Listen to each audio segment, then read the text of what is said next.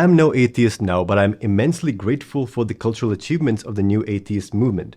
New atheists like Hitchens and Dawkins combined the power of Greek philosophy with the knowledge of modern science.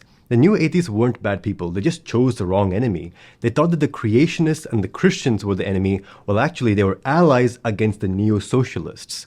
The new atheist stuff kind of died down as Gamergate took over YouTube. I briefly described Gamergate in my previous video, but I will give you a whole new angle into this.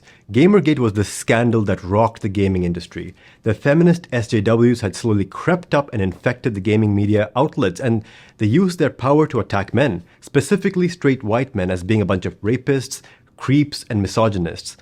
So all nonsense, of course, and it came to light later that all these sexual harassment allegations were just baseless lies for political gain.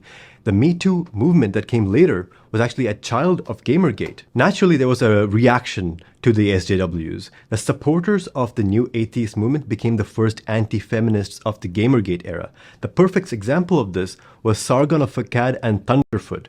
They went from making anti-creationist videos to making anti-feminist videos. They were already good, they were already practiced in logical thinking and debate, so they were able to crush the feminist arguments. It was like looking at a bunch of toddlers breaking toys. In fact, the debates of what it meant to be a man or a woman in this era laid the intellectual foundations of the Hamza and Tate era. But the first objective was just to win the culture war against the leftists. The science versus religion war was over, and the gamers versus feminists war had started. But even this wouldn't last very long. Gamergate happened in 2015, but another cultural event, a massively important cultural event, happened in 2016. So about a year later, the Brexit referendum.